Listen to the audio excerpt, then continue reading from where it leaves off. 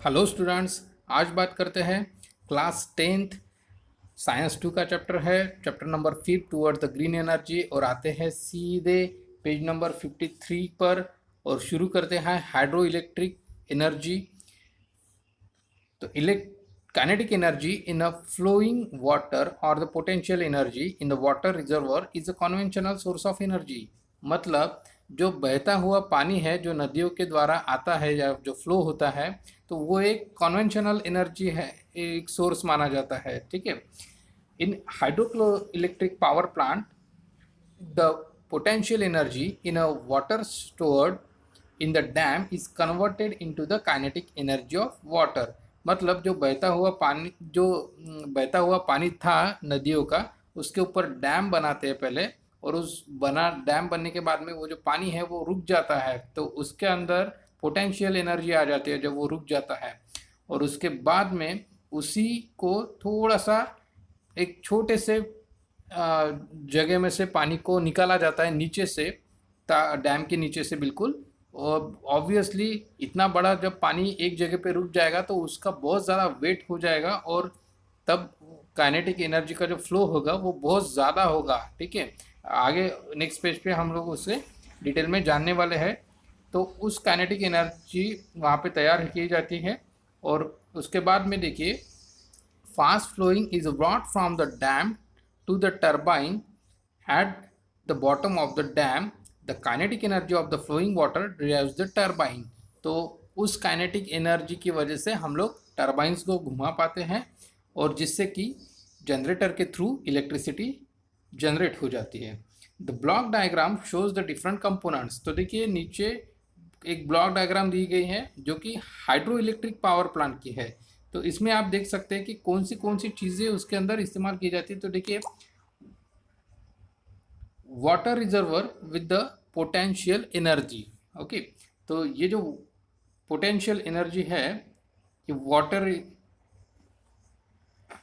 Water reservoir के अंदर वो हम लोग डैम के थ्रू बना लेते हैं। उसके बाद में उस एनर्जी को हम लोग वाटर टरबाइन के ऊपर प्लेस कर देते हैं, जिससे कि जनरेटर के थ्रू फिर इलेक्ट्रिकल एनर्जी बनना शुरू हो जाता है। आगे देखते हैं, electricity generation using the wind energy. Actually ये जो टाइटल है ये यहाँ पे नहीं चाहिए था। देखिए ये जो टाइटल यहाँ पे दिया गया है, electrical energy using the wind energy, तो ये जो टाइटल है ये इसका नहीं है, इसे आप प्लीज़ अवॉइड कर दीजिए। ठीक है। ये टाइटल आपका है पेज नंबर, आइए आपको दिखा देते हैं ये टाइटल कहाँ पे लगता है। ये टाइटल एक्चुअली चाहिए यहाँ पे, क्योंकि आप देख सकते हैं कि यहाँ पर ये विंड मिल का जो है ये यहाँ पे आता है। ठीक है। तो ये टाइटल यहाँ पे गलती से आया है, उसको थोड़ा सा अवॉइड कर दीजिएगा। अब यहाँ पे आप देख सकते हैं कि हम थे हाइड्रो इलेक्ट्रिक प्लांट की बात कर रहे थे।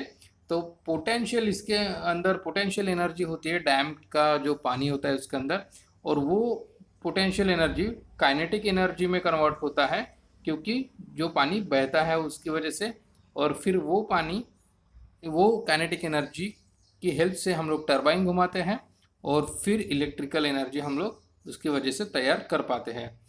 तो आगे बढ़ते हैं। यहाँ पे एक स्कीमेटिक डायग्राम दी गई है हाइड्रो इलेक्ट्रिक प्लांट की, तो उसे भी थोड़ा सा देख लेते हैं।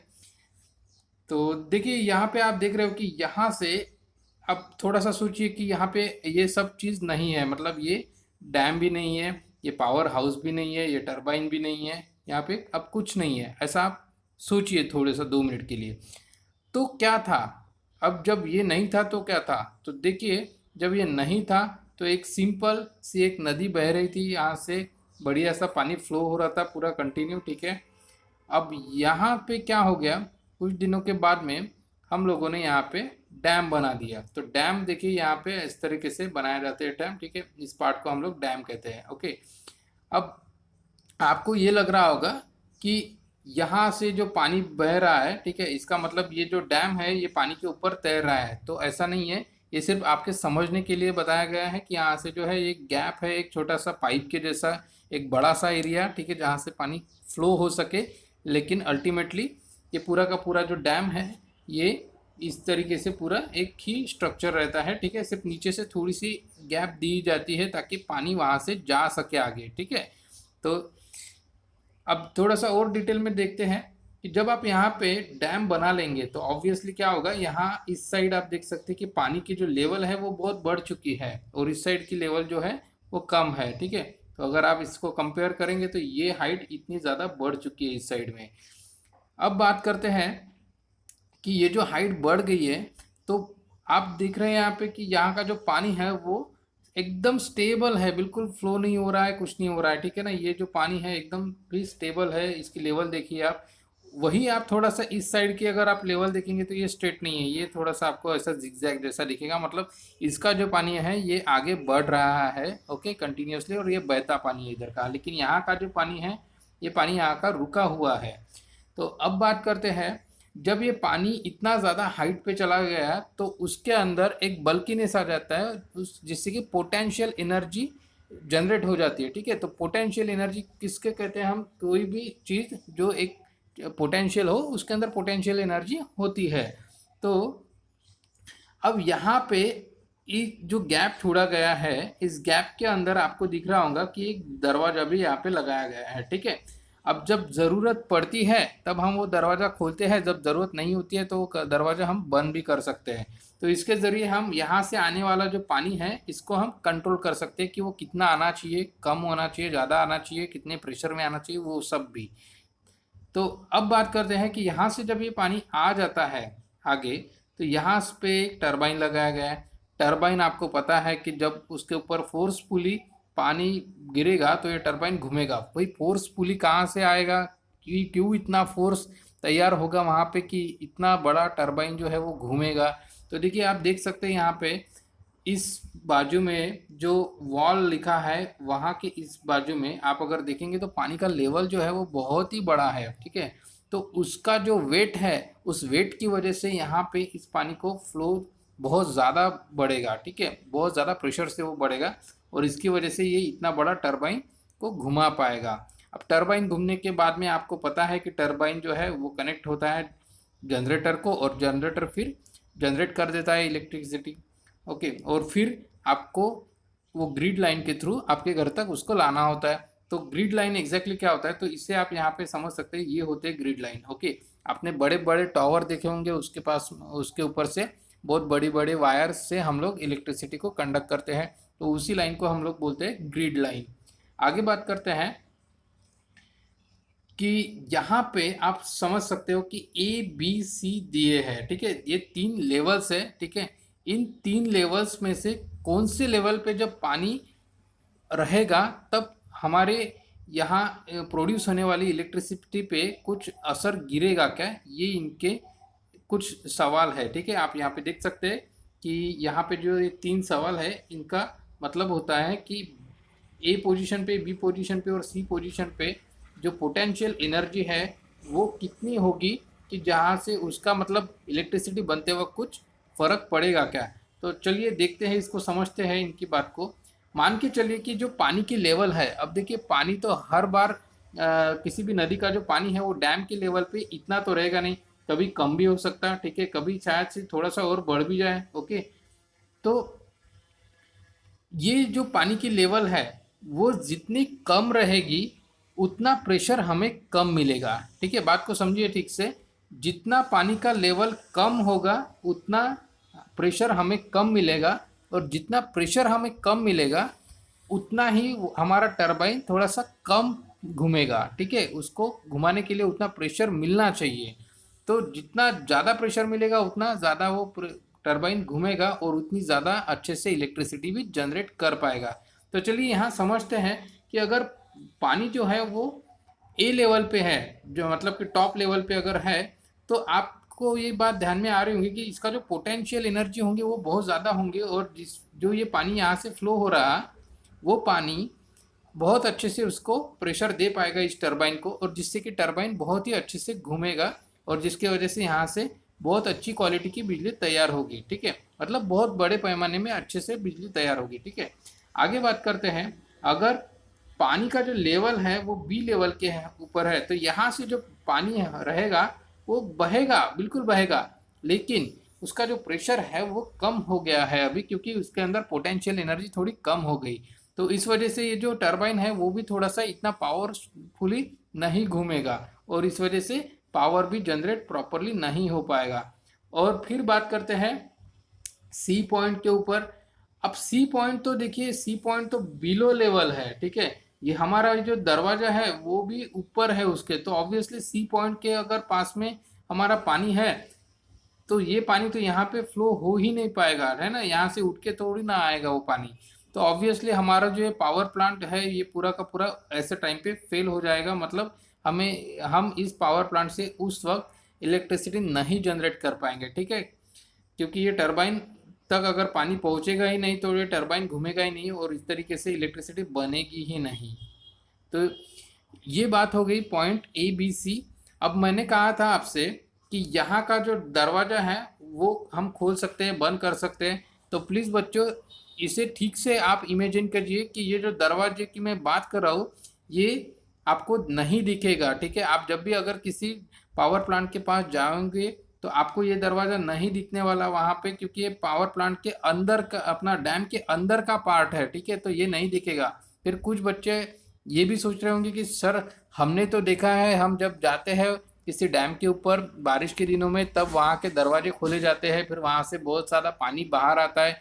तो देखिए बच्चों, वो जो दरवाजे होते हैं वो कहाँ पे लगाए होते हैं, वो दरवाजे यहाँ पे लगाए होते हैं, इस लेवल के ऊपर, ठीक है। वो दरवाजे इस लेवल के ऊपर लगाए जाते हैं। वो इसलिए लगाए जाते हैं कि किसी भी डैम की जो वॉल होती है उस वॉल की एक अपनी कैपेसिटी होती है। वो कैपेसिटी जब ख़त्म हो जाती है तब या तो वो टूट सकती है या फिर वो जो पूरा डैम है वो बह के जा सकता है। तो उस डैम को बचाने के लिए हमें ये दरवाजे रखने पड़ते हैं। अब देखिए जैसे वो वॉल क्यों गिर सकती है इसके बारे में भी जानते हैं। इसका जो पानी है अगर मान के चलिए बहुत ज़्यादा बारिश हुई तो ये पानी और भी बढ़ेगा, ठीक है। अब जब और बढ़ेगा तो उसको सिस्टम, वो तो वैसे ही बहते निकल जाएगा ना, ठीक है। तो उसको सिस्टेमेटिकली उसने बहना चाहिए, इसके लिए हमें वो पानी थोड़ा थोड़ा यहाँ से छोड़ना पड़ेगा, ठीक है। और उसके लिए वो दरवाजे होते हैं जो कि हम देख सकते हैं। किसी भी डैम पे जब हम जाते हैं तो अक्सर बारिश के दिनों में जब ज़्यादा पानी हो जाता है तो डैम के दरवाजों को खोलना पड़ता है। तो ये तो ही हाइड्रो पावर प्लांट की बात। थोड़ा सा और आगे बढ़ते हैं और देखते हैं क्या क्या इसके अंदर के एडवांटेजेस है और डिसएडवांटेजेस है। सिंस नो फ्यूल, आइए ये बॉक्स हम लोग थोड़ा सा डिस्कस करते हैं यहाँ पे। Since no fuel is burnt in a hydroelectric plant, no air pollution due to the combustion of the fuel results. However, considering the issues like forced migration of the large communities, submerging of the forest and a fertile land, adverse effect on the living creatures in the river, it has always been a point of a debate whether the hydroelectricity environment friendly or not. तो देखिए hydro electricity plant में वैसे तो कोई हम fuel नहीं जलाते। आपको दिखा होगा कि हमने यहाँ पे इस पूरे डायग्राम में कहीं पे भी लिखा नहीं है कि यहाँ पे आपको फ्यूल जलाना है, ठीक है। तो ये एक अच्छी बात है इसमें से। लेकिन अब इसमें आप देख सकते हो कि चलो फ्यूल नहीं जलाया आपने तो आपका एयर पोल्यूशन तो बिल्कुल नहीं हुआ उसकी वजह से, तो ये एक अच्छी बात होगी एनवायरनमेंट के लिए। लेकिन थोड़ा सा दूसरी भी कुछ बातें हैं, जैसे कि जब हमने ये इतनी बड़ी वॉल बना ली यहाँ पे, तो आप देख रहे हो कि इससे पहले जब ये वॉल नहीं थी तो ये पानी एक लेवल से बहता था, एक अच्छी एक नदी बिल्कुल पानी बहते हुए लेके जा रही थी। और उसके दोनों साइड में क्या होता है, बिल्कुल ज़मीन होती है अच्छी क्वालिटी के जिसमें कि खेती की जा सकती है, या बहुत सी नदियों के बाजू में गांव भी बसते हैं। तो जब यहाँ पे ये सब जंगल थे या खेती थी या कुछ गांव थे, तो जब मैंने यहाँ पे डैम बना दिया किसी ने, ठीक है। तो ये डैम बनाने के बाद में ऑब्वियसली ये जो पानी है ये बहुत ज़्यादा फैल जाता है इधर, ठीक है। तो इस साइड में भी फैलता है और उस साइड में भी फैलता है, काफ़ी किलोमीटर तक ये फैला हुआ होता है। अब ऐसे में क्या होता है कि इससे पहले जो वहाँ पे लैंड थी वो शायद फर्टाइल लैंड हो सकती है, या फिर वहाँ पे कोई गांव बसा हुआ सकता है, या फिर कोई जंगल हो सकता है जहाँ की बहुत बड़ी एक बायोडाइवर्सिटी हो सकती है वहाँ पे। तो ये सब फिर बिल्कुल नष्ट हो जाती है, ठीक है। मतलब गांव जो है वो उनको माइग्रेट करना पड़ता है, गांव के लोगों को कहीं और जगह देनी पड़ती है गांव बसाने के लिए।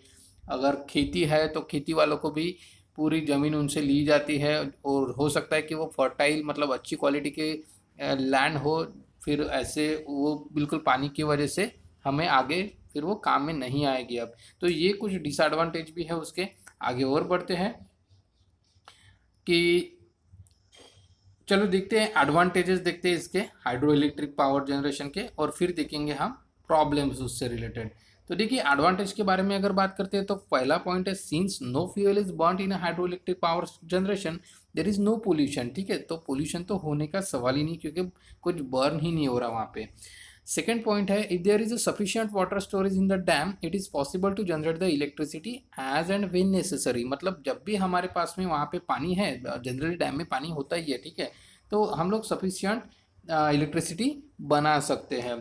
थर्ड पॉइंट है, although water reservoir is use for the power generation it can be replenish during the rainy season leading to interpreted power generation. मतलब हर साल बारिश के दिनों में पानी जो है डैम का उसकी लेवल मेंटेन हो ही जाती है। ठीक है, हो सकता है कि वो बारिश का सीजन खत्म होने के बाद में थोड़ा थोड़ा उसकी लेवल कम कम होते जाए, लेकिन फिर से 8 महीने बाद में फिर से बारिश आना शुरू हो जाती है, तो 4 महीने में फिर से उसका लेवल फिर से एक बार मेंटेन हो जाता है। तो ये सब नेचुरल प्रोसेस है, और इसकी वजह से बिल्कुल हमें कोई दिक्कत नहीं आती है हाइड्रो इलेक्ट्रिक पावर प्लांट में, कि भाई पानी उसमें डैम में आएगा या नहीं आएगा। ठीक है, तो इससे रिलेटेड कुछ प्रॉब्लम्स भी है। अब प्रॉब्लम्स देखते हैं क्या है। The back water due to the storage of the water in a dam में सबमर्ज विलेजेस और टाउन इन दैट एरिया। मतलब उस एरिया में जो गांव थे जहाँ पे डैम है उसको शायद से वहाँ से हटाया जाना पड़ता है। ठीक है, this leads to the problem of the rehabilitation. मतलब उनको रिहैबिटेशन का प्रॉब्लम बिल्कुल आता ही है, उनको वहाँ से कहीं और लेके जाना पड़ता है वहाँ के लोगों को। ठीक है, moreover this can also submerge forest as well as the fertile land. मतलब इसके अंदर फर्टाइल लैंड जो है, ठीक है, जहाँ पे अच्छी क्वालिटी की खेती हो सकती थी, वो खेती का जो ज़मीन है वो भी खराब हो जाता है उस पानी की वजह से। और हो सकता है कि वहाँ पे जंगल्स हो, अच्छी तरीके से फॉरेस्ट हो वहाँ पे, मतलब बहुत बड़ी उस फॉरेस्ट में बायोडाइवर्सिटी भी हो सकती है, अलग अलग टाइप के एनिमल्स हो सकते हैं।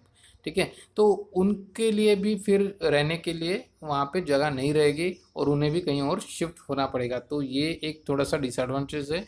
और सेकेंड है the obstruction of the flow of a river water may have a adverse effect on the living world in the river. मतलब जो आगे का जो पार्ट है उनके ऊपर भी उसका फर्क पड़ने वाला है। देखिए जैसे कि यहाँ पे मैं बात कर रहा हूँ कि यहाँ पे एक बहती हुई नदी थी, ठीक है, बढ़िया सा एक पानी इधर से इधर जा रहा था, लेकिन अब हो क्या गया है कि यहाँ पे डैम बनाने की वजह से इस तरफ पानी बहुत ज़्यादा हो गया है और जमा हो गया है, तो यहाँ के लोग तो हट ही गए, लेकिन यहाँ से जो पानी पहले बहुत ज़्यादा अच्छी तरीके से बह रहा था, तो वो पानी की लेवल जो है वो कम हो गई, जिसकी वजह से जिस डैम की इस तरफ जो लोग रह रहे हैं, जिस डैम के इस तरफ जो लोग रह रहे हैं, ठीक है, तो इनको लोग रह रहे हैं या फिर वहाँ पे एनिमल्स भी हो सकते हैं ना, वो नदी है तो ऑब्वियसली वो जंगल होते हुए जाती है, तो उस जंगल में जो एनिमल्स रहते हैं उनको पीने का पानी भी वो इस नदी के भरोसे ही वो रहते हैं। ठीक है, तो इसका जो लेवल कम हो जाता है या ये सूख जाएगा, तो ऑब्वियसली उनको प्रॉब्लम होना शुरू हो जाएंगे। आगे बात करते हैं, पेज नंबर 55 पे आते हैं, डू यू नो। तो यहाँ पे कुछ बड़े बड़े जो हमारे इंडिया के पावर प्लांट्स है, हाइड्रो इलेक्ट्रिक पावर प्लांट्स, ये आप यहाँ पे देख सकते हैं। मैं चाहूँगा कि आप वीडियो पॉज करके इसको एक बार पढ़ लीजिए, बहुत फ़ायदा रहे होगा आपके लिए। ठीक है, और महाराष्ट्र की बात करें तो महाराष्ट्र में देखिए कोयना डैम जो है हमारे यहाँ पे हाइड्रो इलेक्ट्रिक प्लांट बहुत बड़ा प्लांट है, और इसका जो कैपेसिटी है वो 1960 मेगावाट इतनी उसकी कैपेसिटी है। आगे बात करते हैं द सॉरी चलो ठीक है, यहाँ पे अभी अपना चैप्टर जो है, ये चैप्टर का ये वाला पार्ट ख़त्म हो चुका है। ठीक है, तो यहाँ से आगे हम लोग देखेंगे कि किस तरीके से हम विंड एनर्जी से भी इलेक्ट्रिसिटी जनरेट कर सकते हैं, जिसके में हम लोग ये वाला पार्ट डिस्कस करेंगे। तो इसके लिए आपको इसी चैप्टर का पार्ट 5 देखना पड़ेगा, पार्ट नंबर 5। तो दोस्तों मैं चाहूँगा कि आप ये मेरा वीडियो जो है वो शेयर करें आपके दोस्तों के साथ में, और ज़रूर इसको लाइक कीजिए। अगर आपको और भी वीडियोस चाहिए तो कमेंट बॉक्स में लिखिए। अगर आपको मराठी में भी एक्सप्लेनेशन चाहिए तो वो भी मैं चाहूँगा कि आप मुझे कमेंट कीजिए, तो मैं आपको आपके लिए जो वीडियोस है वो हिंदी के साथ साथ मराठी में भी बनाना चाहूँगा, ठीक है। लेकिन आपकी वैसे रिक्वायरमेंट होगी तो मैं ज़रूर बताऊँगा। तो चलिए ठीक है, मिलते हैं पार्ट 5 में। Bye bye.